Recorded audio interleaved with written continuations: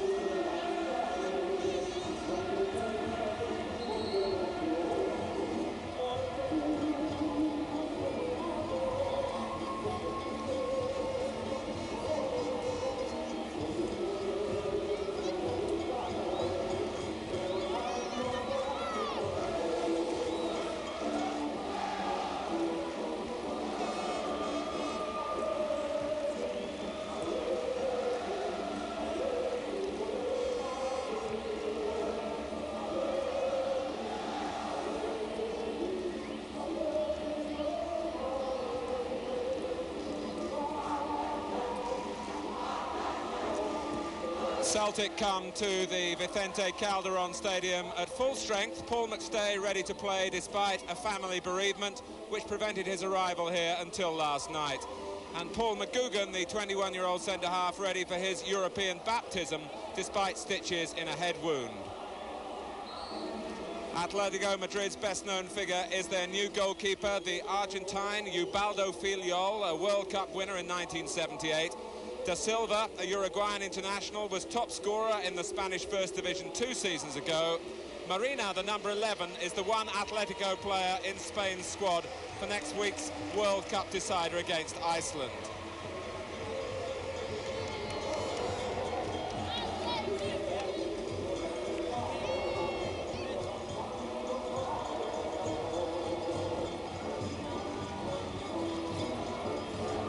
Danny McGrain, the only survivor from Celtic's last visit here 11 years ago. The second leg of that brutal European Cup semi-final, during which Atlético had 3 players sent off in Glasgow.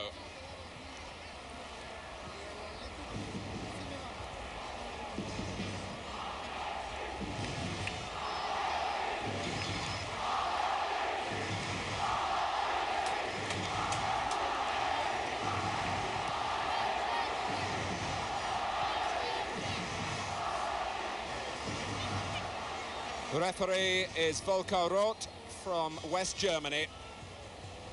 Celtic's 23rd European season is underway.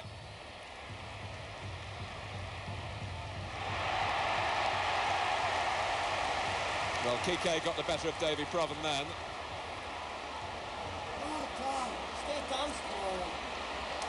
Here's Julio Prieto.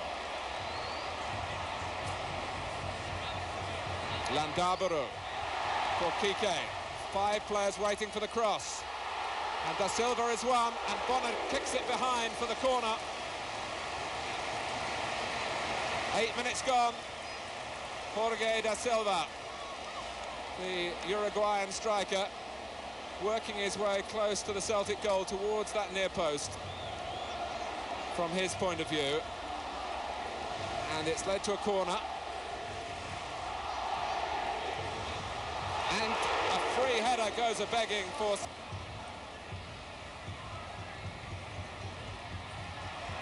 Marina, Setien, and Julio Prieto arriving from the back. Landaburu. Atlético Madrid not short of height for set pieces.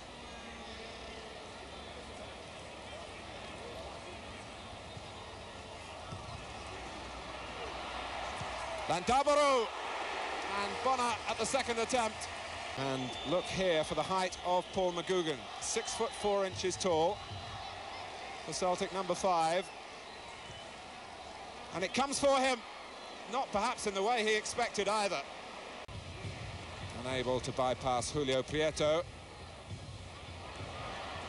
Tomas. Setien. And onside is Da Silva against McGrain. And Bonner beats it out, and Atlético Madrid...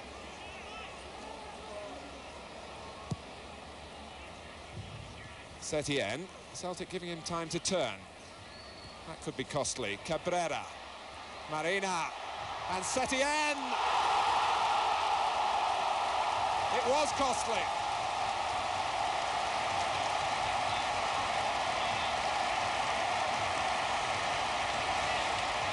"34 minutes gone, and the Vicente Calderon Stadium awash with the red and white flags now. Setien started it, he got it back in the end from Marina and buried it under Pat Bonner. Prover. Here's Grant. And now McGrain. Neatly constructed this by Celtic, but with 3 waiting for the cross. Marina, and it was McClare who was waiting to pounce, and Arteche.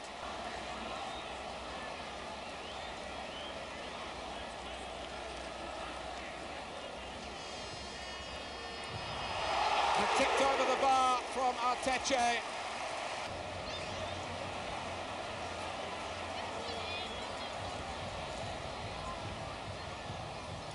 And Bonner comes this time. It drops for Landaburu. And it was Arteche. Julio Prieto. Cabrera getting between the 2 central defenders.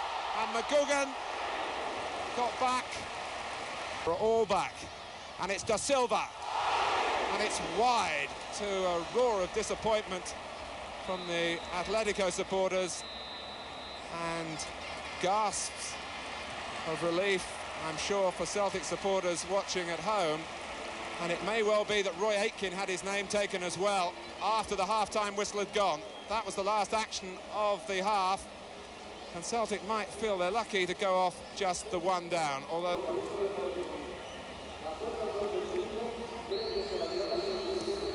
Atlético. The half-time break giving Celtic the chance really to settle back to their good work early on in the first half, but they might be caught here. McGrain backpedaling, Da Silva. It was an attempted shot. It turned out as a pass that almost dropped Marina's way. And leading the burst forward for Celtic was Peter Grant. McClare. Well, there haven't been many strikes at goal. In with the left foot again. Arteche and Rui waiting to make their runs. Setien is there as well. And Arteche with Bonner hesitating. Aitken and McStay working the short free kick with a bit of improvisation. And Aitken opting to pass when perhaps he might have shot. And a curler coming in from McLeod.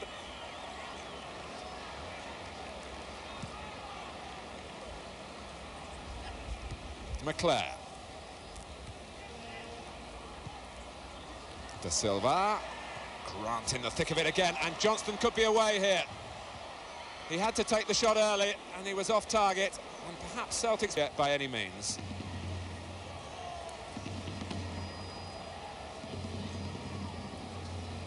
Grant.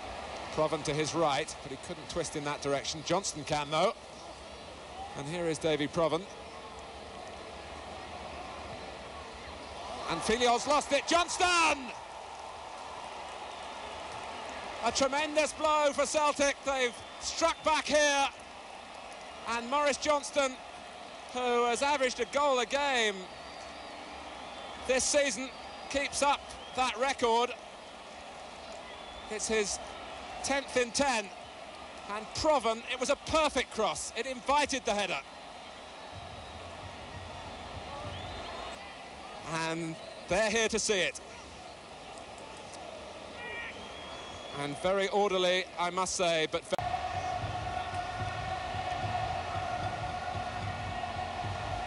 Kike.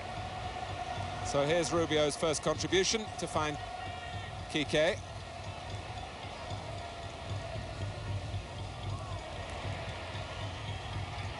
And so nearly an own goal by Aitken. By Johnston. Rubio, who's a left-sided player. McGugan, penalty. Paul McGugan in his first European game. Clumsily, a little naive, really, in his momentum. Rubio wasn't really going anywhere, initially threatening. And it was just inside the box. He was always wanting to fall. And Rubio himself will take the penalty.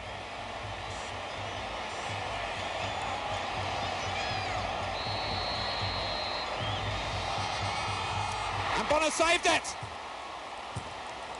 He certainly seemed to move, but the referee has pointed for a corner and not for a retake.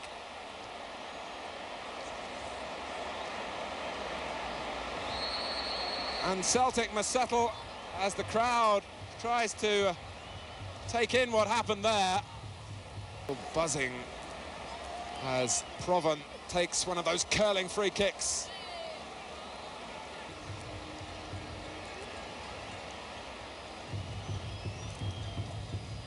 Aitken missed it, and McLeod volleyed over by Rubio. It's not gone his way since he came up as he was at the start. Provan. Well, Setien looked very weary. Provan unable. McStay. A very good night indeed for Celtic to hold Atletico Madrid here. Maurice Johnston with the equaliser 20 minutes from the end to the first half goal for Atletico by Setien. And surely the result to boost the Celtic players, who must now go through the strange experience of trying to win the tie at Parkhead behind closed doors. The final score in the Vicente Calderon Stadium has the Celtic players congratulated for their performance, and rightly so. It's Atlético.